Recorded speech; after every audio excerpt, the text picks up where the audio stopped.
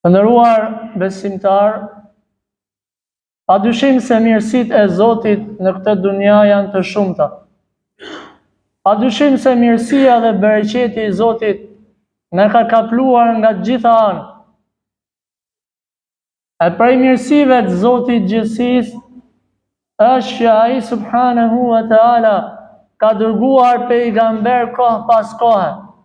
E prej mirësive shumë të mëdha është që ne jemi një umet i një pejgamberi i cili është më i miri i gjithë njerëzimit. Umeti i profetit Muhammed sallallahu alaihi wasallam.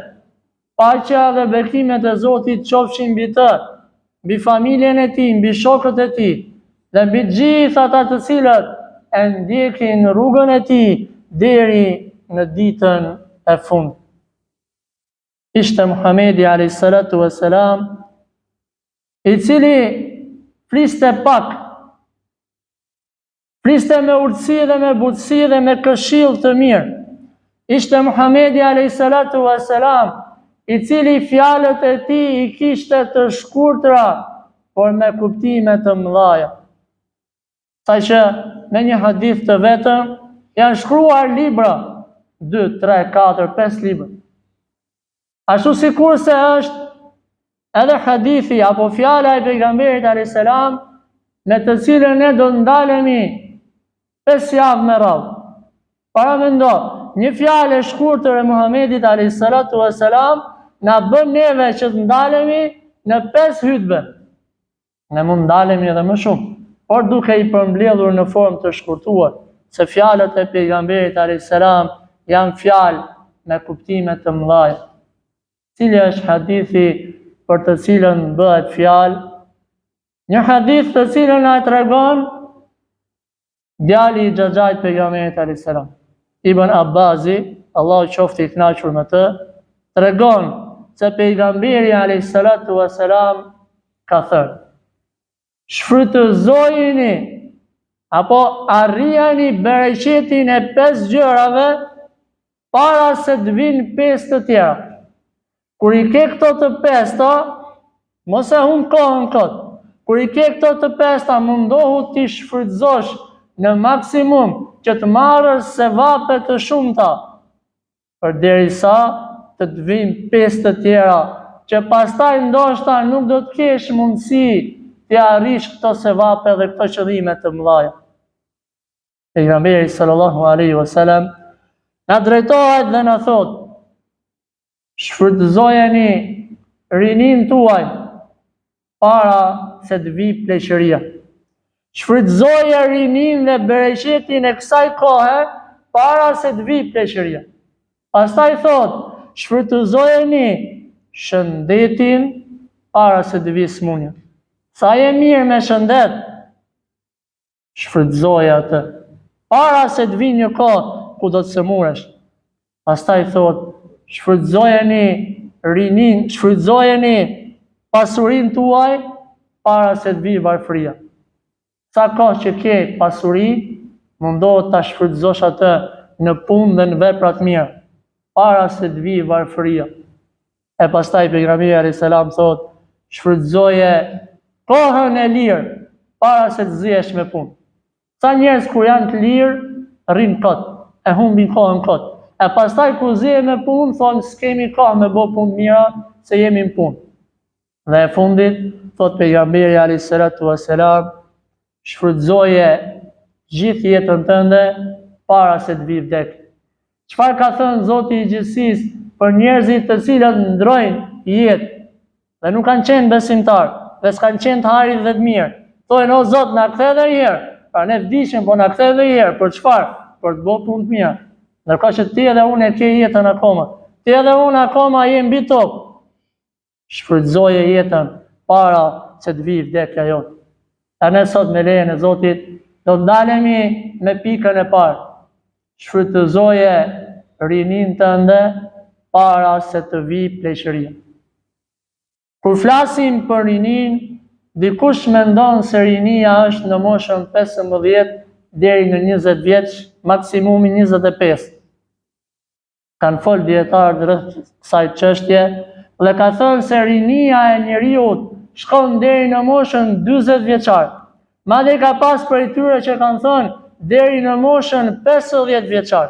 Për sa kohë që ti je i fuqishëm, për sa kohë që ti je i vetëdijshëm, për sa kohë që ti je mirë, ti je i ri dhe ke mundësi që këtë rini ta shfrytëzosh në punë të hajrit. Të flasësh sot për shfrytëzimin e rinisë, për fat keq shumë prej njerëzve do të mendojnë se shfrytëzimi i rinisë ka të bëjë vetëm me punët e këqija, vetëm me punët e ndaluara. Shfrytëzoje rinin dhe pi pak sa je i ri. Shfrytëzoje rinin dhe brill pak sa je i ri. Shfrytëzoje rinin dhe humbe kohën kot. Shfrytëzoje rinin dhe bëj aktivitete të ndryshme të kota. Me alkool, me drogë, me prostitucion, me punë të ndaluara. Ky është koncepti i rinisë sot. Nëse ti je i ri dhe je i xhamis, ti thot çfarë i riu është ky? Po shijoje pak rinin. E çfarë shijimi është ky? Çfarë shije ka rinia? Për sa kohë që është në kundërshtim me Zotin e gjithësisë, ka për t'ja ndi idhtin e kësaj kënaqësie në thojza kur të bëhet i vjetër. Kur të plaket do ta kuptoj se sa gabim ka qenë. Kur ishte në shkollë nuk mësoj, kur dalin jetë do ta shohë i riu se sa gabime ka pas. Kur ishte i ri dhe i fuqishëm dhe kishte mundësi me bë punë të hajrit, e kur të plaket pastaj dhe nuk ka më fuqi dhe mundësi, do ta shohë se sa e dobishme ka qenë rinia e tij. Pejgamberi sallallahu alaihi wasallam na drejtohet dhe na thotë 7 grupe njerëzish do t'jenë në hijen e arshit Zotit. Në ditë gjykimi kur s'ka hije tjetër, ku gjithë njerëzit para Zotit të dalin një shesh të madh. Një prej këtyre grupeve, një i ri, i cili rinin e tij nuk e kaloi në haramet, nuk e kaloi në të kota, por e kaloi në bindje kundrejt Zotit të tij, kundrejt Allahut subhanahu wa taala. Vallai na kënaqet zemra kur i shohim të rit të cilët janë të udhëzuar. Kur i shohim të rit të cilët në vend të fjalëve të ndyta të tyre të përdorin fjalët e Zotit, fjalët e pejgamberit sallallahu alaihi wasallam. Por çfarë vlere ka një njeri i cili gjatë gjithë kohës, gjatë gjithë rinisë tij nuk e sheh të bëjë një punë të hajrit. Mosbindje ndaj Zotit, mosbindje ndaj prindërve të tij, mosbindje ndaj të afërmëve të tij, mosbindje ndaj njerëzve. Çfarë i riu është ky? Çfarë bereqeti sheh vendi jon nga ky i ri?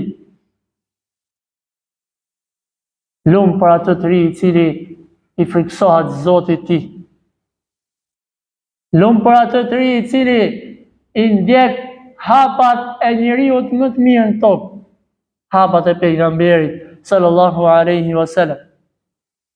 Asnjë predikues fetar nuk thërret në ndjekjen e hapave të tij, por në ndjekjen e fjalës Zotit dhe në ndjekjen e fjalës së njeriut më të mirë. Kjo jetë është e shkurtër. Allahu subhanahu wa taala na drejtohet në Kur'an dhe na thotë: "Al-malu wal-banuna zinatul hayatid dunya." Pasuria dhe fëmijët në këtë dunja janë thjesht një kënaqësi e kësaj jete.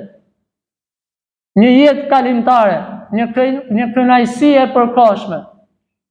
E ajo që mbetet, thot Allahu subhanahu wa taala, është e përjetshmja. Është bereqeti i botës tjetër. Vallai do të kalojë rinia. Për atë që është i ri, do të kalojë rinia. Dhe ne i shohim sot të moshuarit. Dhe alhamdulillah që ato janë bashkë me ne. Dhe alhamdulillah që ato ecin bashkë me ne. Se të vjetrit tanë janë sebebi kryesor që ne sot themi la ilaha illallah Muhammadur Rasulullah. Se pa këto të vjetër, ne nuk do të ishim musliman. I ka bo Zoti i gjithësisë sebeb për neve. I ka bo Allahu subhanahu wa taala sebeb që ne të udhëzohemi në rrugën e drejtë. Çdo njeri, çdo i ri në jetën e tij duhet patjetër që këtë jetë ta kalojë në 3 faza kryesore. E para, faza familjare. E dyta, faza e edukimit shkollor dhe e treta faza e edukimit në xhami. Familja është bërthama kryesore e ndërtimit të karakterit të një njeriu. Është bërthama kryesore. Familja është sebebi kryesor i edukimit të një familje, i edukimit të një njeriu, i cili të nesërmen do të dali një jetë dhe do të përballet me vështirësitë e kësaj jete. Familja është bërtham, e nëse familja nuk është në nivelin e duhur, atëherë del një rini që për fat keq sot po e shohim atë. Një rini e cila nuk ka të ditur, nuk don të di për familjen e tij, nuk don të di për të afërmit e tij, nuk don të di për Zotin, për pejgamberin, për librin e Zotit, për xhamiat, për vendet më të mira. Një rini e cila shkon drejt shturjes, e me shturjen e një rinie do të shturet edhe një familje, por edhe një kom i tërë. Mësojeni fëmijët tuaj, edukojeni ata me edukatën më të lartë, me edukatën më të mirë, me edukatën e pejgamberit sallallahu alaihi wasallam. Si ishin të parët tonë, si kujdeseshin që t'i edukonin fëmijët e tyre, duke i mësuar qysh në vogli, si thonte pejgamberi alayhis salam, në moshën 7 vjeçare mësojani fëmijës tuaj namaz. Apo ja mësojmë ne sot namazin fëmijëve tonë? Apo po i mësojnë ato vetëm me sha, me ofendu, dhe po i mësojnë si të shkojnë nga i keqa. Tregohet për Imam Buhariun, një prej dietarëve të mëdhenj, në moshën 15 vjeçare i ka ditë 70.000 hadithe përmendshme. Në moshën 15 vjeçare, që 15 vjeçarët e sotëm vallahi nuk din me lexu shqip. Shumë prej tyre që i kemi edhe në xhami nuk din të lexojnë, dhe unë s'di se si shkolla i nxjerr këto me nota shumë mira apo me nota kaluese. Ngjerë një herë, 2 herë dhe pastaj e shehti mëson apo jo. Po jena bën një shoqëri të cilat jemi pajtu me të keqen. Hajde se gjithë kështu po bëjnë. Hajde se gjithë po vjedhin dhe ne. Hajde se gjithë po shajnë, gjithë po ofendojnë. Nuk është kjo rruga e duhur për një rini e cila pretendon që në të ardhmen të jetë e dobishme. E dyta, faza e edukimit shkollor. Roli i shkollës, çdo mësues duhet marrë përgjegjësinë e mësuesit.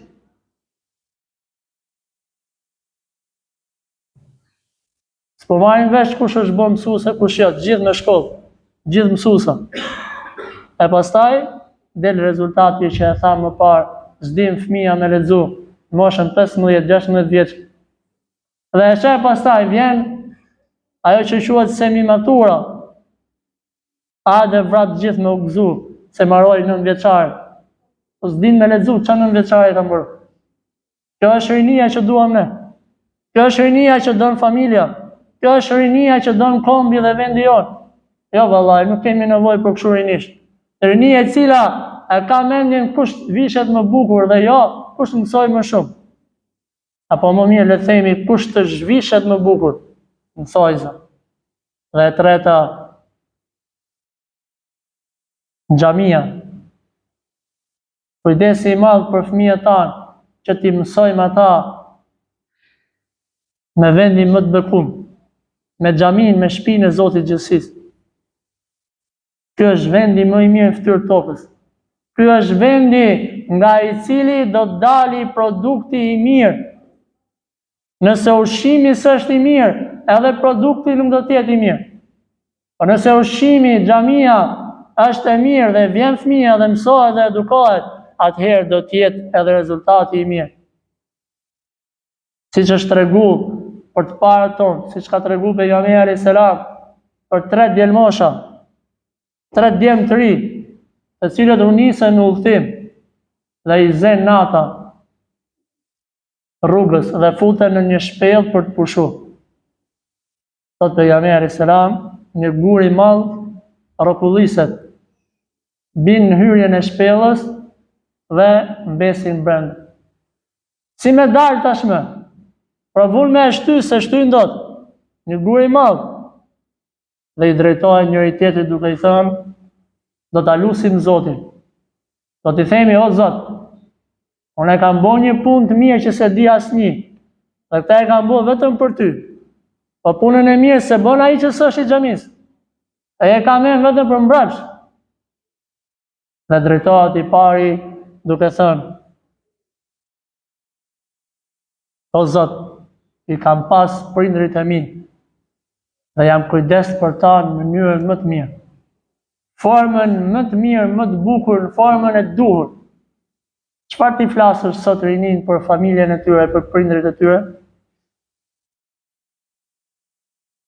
Dhe thot pejgamberi alayhis salam, Zoti i gjithësisë ja mundson që guri të hapet pak.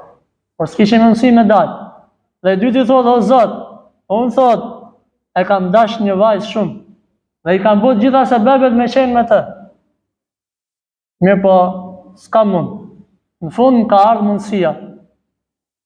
Për shkak të varfërisë, erdhi thot dhe më dorëzu. Dhe kur mbyllëm dhomë, thot më tha, ki frikë Zotin e gjithësisë. Se s'na shef askur sot, unë edhe ti të mbyllur, ama ki e frikë Zotin se Allah për të shef. Dhe unë thot i thash ik. Dhe e lash atë punë të fliqur. Pse e bona këtë gjë, o Zot, e bona vetëm se për ty.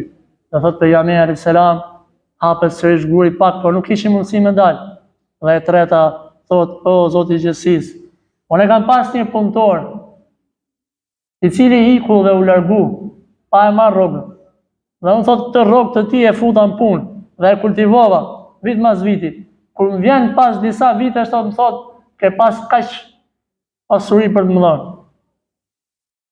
E thot, nuk ke kaq, ke akoma më shumë. Se të shtu, kjo është ai i cili ndjek thënien e pejgamberit alayhis salam, i cili thot, jepja hakun punëtorit, pa ju thar atij akoma djers. Allah na mëson gjithëve që të kemi një rini të hajrit dhe të shëndetshëm. Allah i lartësuar e bëf rinin ton sebeb për mirësi dhe jo për mbrapshti. E lutim Zotin ton që t'i udhëzoj, t'i forcoj gjithë të rit dhe të vjetrit tanë. Allah i lartësuar na fal ne prindrit tanë, të afërmit tanë, gjithë besimtarë dhe besimtarë kudo që janë. Subhanakallahumma wa bihamdik, ashhadu an la ilaha illa anta astaghfiruka wa atubu ilayk.